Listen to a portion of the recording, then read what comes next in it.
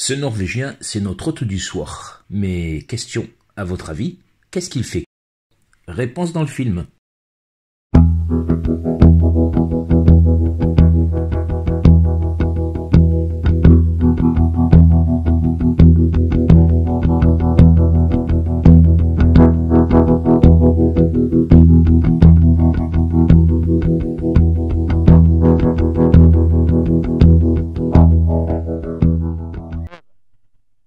Bonjour pour ce deuxième jour de notre road trip vers le Cap Nord.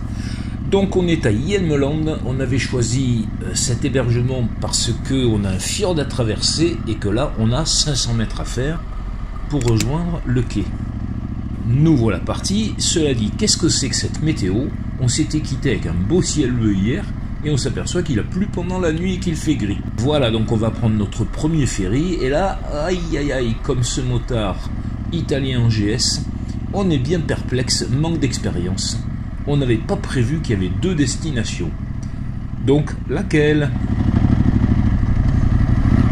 Grosse discussion pour identifier la destination, avec la querelle des anciens et des modernes, carte papier à droite, technologie digitale à gauche, mais on en arrive à la même solution. Donc, il faut aller à Nesvik.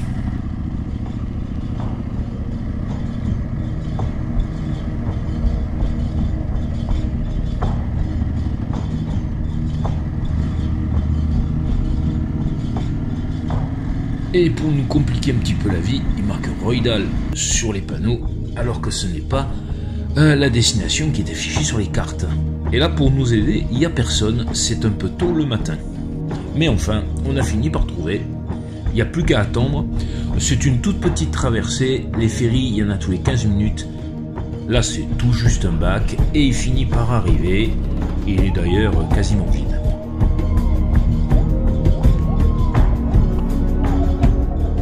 Et donc la dizaine de véhicules, grand maximum qui sont là, montent à bord, nous aussi, et on est prêt pour cette première traversée depuis qu'on a touché le sol norvégien.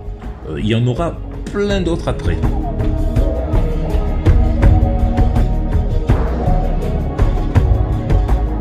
On retrouve le motard italien avec lequel on va essayer en mauvais anglais d'échanger sur nos roadbooks respectifs. Et ça y est, c'est le départ. Alors, on va profiter de la traversée pour discuter un petit peu des trajets du jour. Donc, il y a la première option, et on n'a pas prise la première option. Ça consistait à suivre la côte.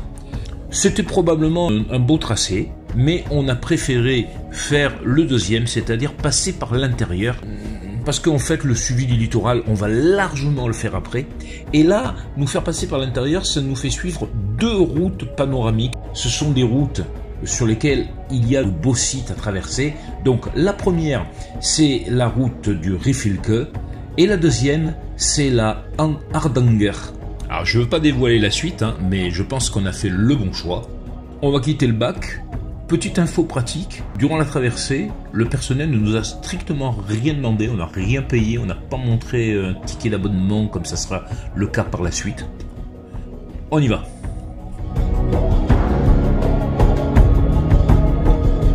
Et ben voilà, moi je vous laisse admirer un petit peu le paysage parce que même par temps gris, ces fjords comme ça c'est absolument superbe. Et notre ami italien, manifestement, il a de la route à faire. Il nous double là, il est à Donf. Nous, on a décidé qu'on avait profité de la beauté des paysages, de s'arrêter aussi souvent qu'on le juge utile pour faire des photos ou tout simplement pour regarder, même si le plafond nuageux est un petit peu bas aujourd'hui.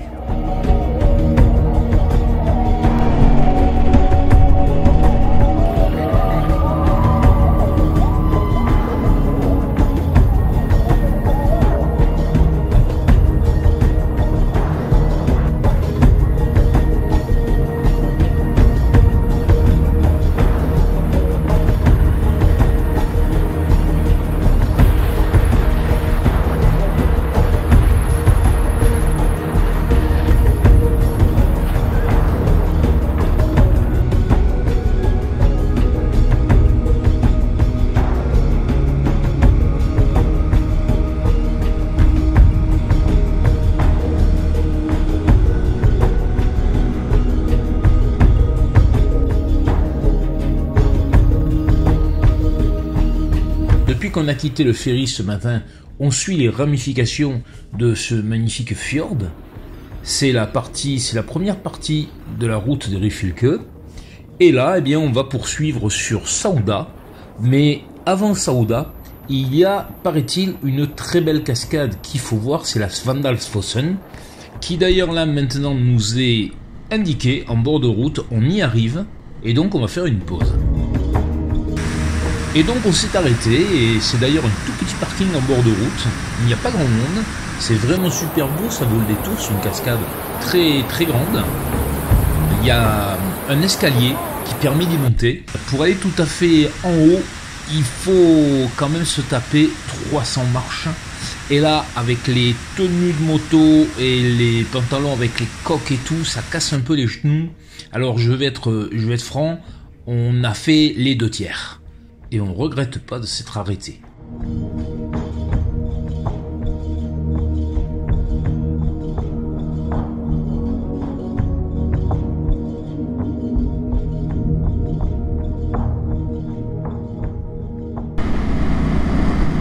On a fait une petite ellipse, en fait, je vous reprends, après Sauda, parce qu'on s'est pris un grain, 10-15 minutes de flotte.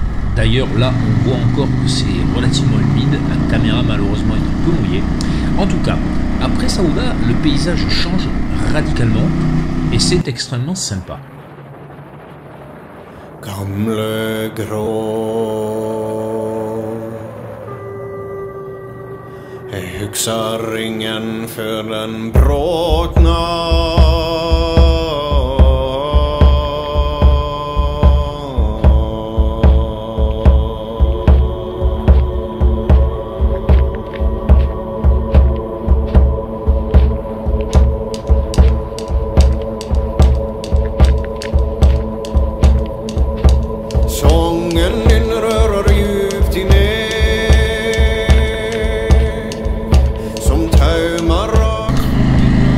Alors là, je sais pas comment s'appelle la région, mais c'est superbe avec les maisons, avec les toits végétalisés.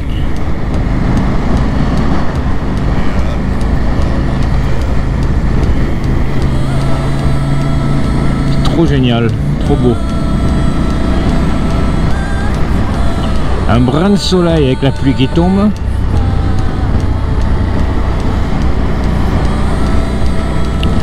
Le lac. Une cascade au loin, que demander de plus?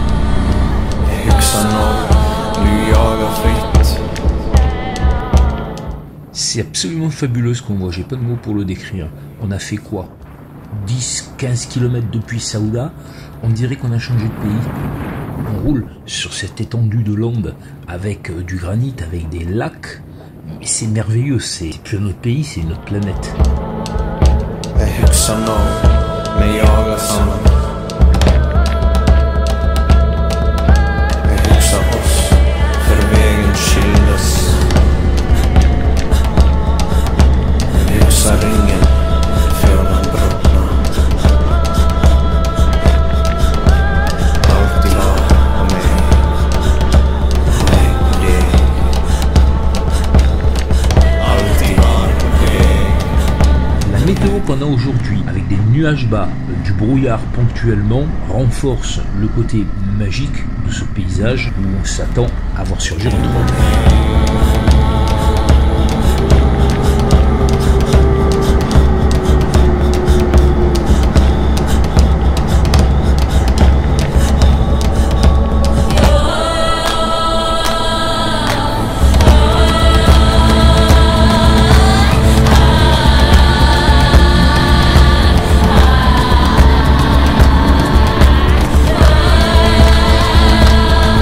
Et là, après le barrage, on est passé dans un autre univers encore, avec de la neige qui probablement ne faut pas d'une année sur l'autre.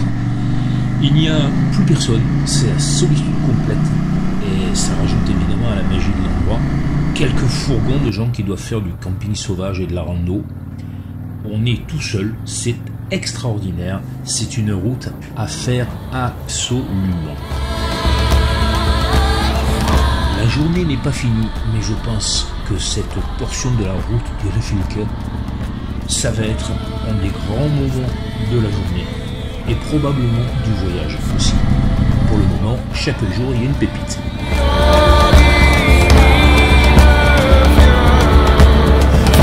Bon, et puis rassurez-vous, même si vous n'avez pas la chance de vous prendre de la flotte, sous le soleil, ça doit être pas mal non plus. Donc comme tout a une fin, il a bien fallu redescendre vers la vallée qui mène à Oda, mais comme vous le voyez, la descente elle-même est plutôt sympathique.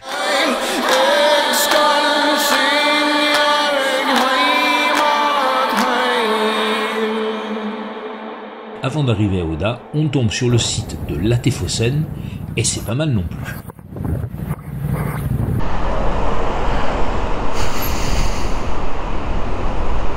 Cette magnifique cascade, ça en jette un peu. Waouh!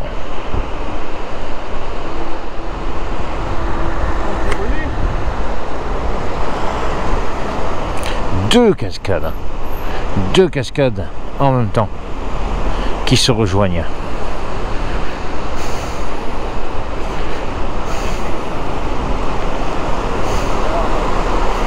Wow. Ah ouais, il y a un peu d'eau là.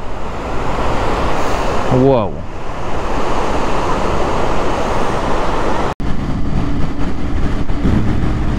Et voilà, arrivé à Oda.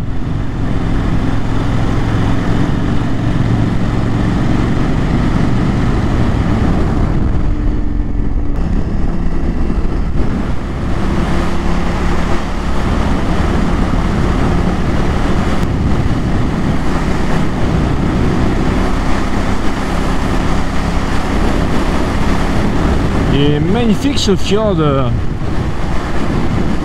qu'on suit là depuis qu'on a quitté Oda. Et oui, il est très joli ce fjord, c'est le Hardangerfjord. Et depuis Oda, on fait une nouvelle route panoramique, la Hardangervegen. Elle suit le Hardangerfjord. On va la suivre depuis Latéphosène, elle commençait là, jusqu'à Stendalfossen, une cascade que nous verrons en fin d'après-midi. Et puis après, nous, on bifurquera vers Bergen. Donc, oui, c'est super. Alors là, on est encore sur des paysages complètement différents. Je pensais qu'on allait remonter un fjord avec des forêts comme on a fait jusqu'à présent, mais le Hardangerfjord, c'est le verger de la Norvège. Les rives du Hardangerfjord sont couvertes d'arbres fruitiers, en particulier les pommiers qui ont été introduits par les Anglais, et ils disent qu'ils font un des meilleurs cidres du monde. Alors bon, on va pas polémiquer, et puis en plus on l'a pas goûté. Mais ils font de la pomme, ils font du cidre, et là actuellement, nous ce qu'on voit qui est en production, ce sont les cerises. Il y a beaucoup de cerisiers. On a appris un nouveau mot norvégien, ça s'appelle moreller. Et il y a plein de petites cahutes en bord de route sur lesquelles ils vendent aux particuliers. Bon, c'est dommage, on n'avait pas de monnaie et on n'avait pas non plus la place pour les mettre dans la moto parce qu'on était plein à craquer. Mais sinon, on en aurait acheté pour les goûter.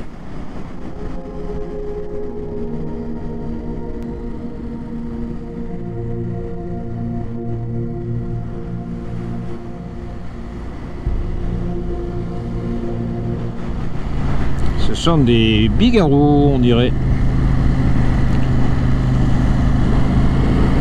Ou des... En tout cas, c'est des grosses cerises, voilà. C'est des grosses cerises en plein mois d'août, enfin début août.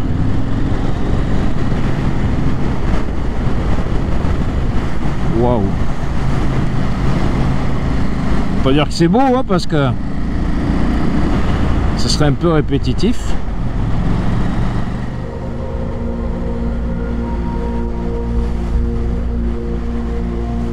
On arrive donc à Jondal où on va prendre le ferry pour traverser le Hardangerfjord et continuer de l'autre côté. Et là, on a vraiment un coup de bol monumental parce que juste au moment où on arrive, on voit le ferry qui accoste parce qu'il y a 20 minutes de traversée, mais le problème c'est que ce ferry, il n'y en a que un par heure parce que si on l'avait loupé, on en était quitte pour attendre le prochain 1 heure plus tard.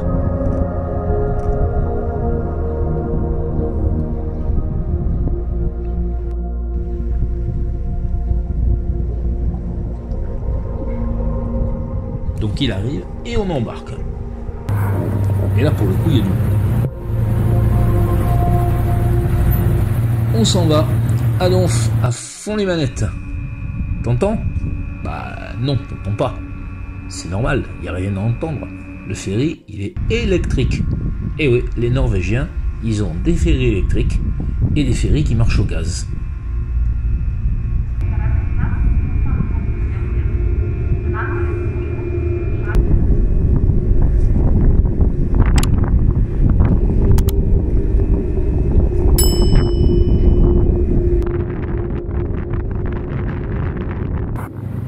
On va quitter le ferry à Torvik-Bygd et ensuite on va mettre le cap sur la cascade de Stendalfossen.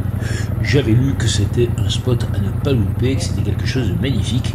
Donc dans quelques kilomètres, on y sera.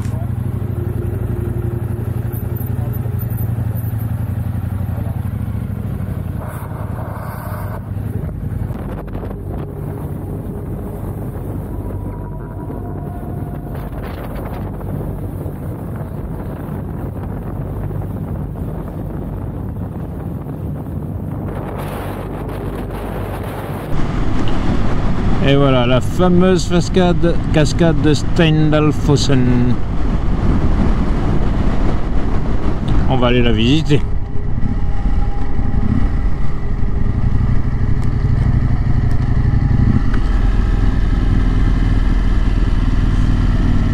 La cascade qu'on peut passer derrière sans se mouiller.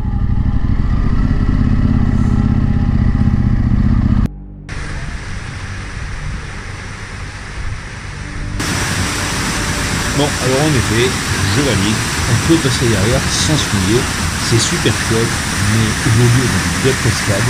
Là, quand on arrive et qu'on voit le parking, on a tout compris, c'est hyper touristique.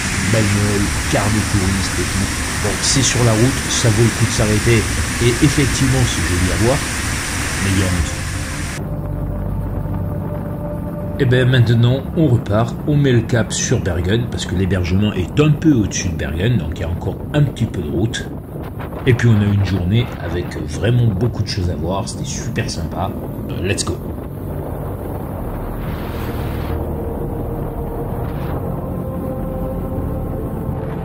On n'avait pas prévu de s'arrêter aujourd'hui à Bergen pour faire une visite de la ville. Un, parce qu'on y est déjà allé il y a quelques années. Et d'autre part parce qu'on y passera plus longuement au retour.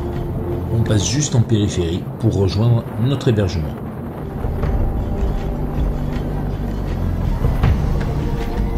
Au nord de Bergen, il y a tout un chapelet d'îles et nous avons eu la chance de louer une maison isolée pour nous tout seuls, qui est sur Radoy Island. Et donc nous nous retrouvons sur ce pont gigantesque qui va nous mener sur cette île.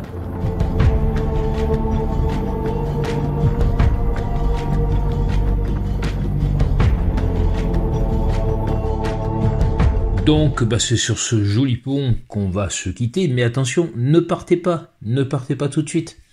Il y avait une question au départ, et c'était mais que fait ce Norvégien qui nous accueille? C'est notre hôte du soir en fait.